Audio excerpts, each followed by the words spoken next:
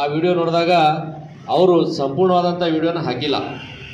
ಅದೆಲ್ಲ ಕಾಂಗ್ರೆಸ್ಸಿನ ಕುತಂತ್ರ. ನೀವು ನೋಡಿರಿ ಆ ವಿಡಿಯೋ ಯಾರು ಮಾಡಿದ್ರು, ಯಾರು ಗಲಾಟೆ ಮಾಡಿಸಿದ್ರು, ಇವತ್ತು ಅವ್ರು ಎಲ್ಲದಾರ ಅಂತೇಳಿ ತಮಗೆಲ್ಲರಿಗೂ ಗೊತ್ತದ. ಸೊ ಇಂಥವು ಬರ್ತಿರ್ತಾವೆ ರಾಜಕಾರಣ ಬಂದಾಗ, ಚುನಾವಣೆ ಬಂದಾಗ ಇವೆಲ್ಲ ಅಂದರ್ಬಾರ್ ಅಂತೇಳಿ ಹೋಗೋರು ಭಾಳ ಬಂದಿದ್ದಾರೆ. ಸೊ ಬರ್ತಾರೆ ಹೋಗ್ತಿರ್ತಾರೆ. ಅದಕ್ಕೆ ಕಾಂಗ್ರೆಸ್ಸಿನ ಕುಮ್ಮಕ್ಕು ಕೊಟ್ಟಿದ್ರು, ಅವ್ರು ಮಾಡಿದ್ರು. ಪಾಪ ಅವ್ರು ಅದರಲ್ಲಿ ಫೇಲ್ಯೂರ್ ಆದರು. ಸೊ ನಮ್ಮ ಸಮಾಜದ 100 ಜನ ಪ್ರಮುಖರ ಮುಂದೆ ಜಿಗಜಿಣಿ ಸಾಹೇಬರು ಸ್ಪಷ್ಟನೆ ಕೊಟ್ಟಿದ್ದಾರೆ. ನಾನು ವೈಯಕ್ತಿಕವಾಗಿ ಅವನಿಗೆ ಹೇಳಿದ್ದೆ ನಿಜ, ನಾನು ಸಮಾಜಕ್ಕೆ ಹೇಳಿಲ್ಲ. ಇವ ಒಬ್ಬ ಹಾಕ್ಲಿಕ್ಕೆ ಅಂದ್ರೆ ಏನಾಗ್ತದೆ, ಇಡೀ ಸಮಾಜದ ನನ್ನ ಎಲ್ಲ ಜಿಲ್ಲೆಯಿಂದ ನನ್ನ ಸಮಾಜ ಬಂಜಾರ ಸಮಾಜದವ್ರು ನಾನು ಓಟ್ ಹಾಕ್ತಾರಂತೇಳಿ ಮುಂದಿಂದವ್ರು ಕಟ್ ಮಾಡಿ ಅವ್ರು ಎಲ್ಲಿ ಅವನಿಗೆ ಹೇಳಿದ್ರು ಬೇಡ ಅಂತೇಳಿ ಅದನ್ನೇ ಅವ್ರು ಮಾಡಿದರು.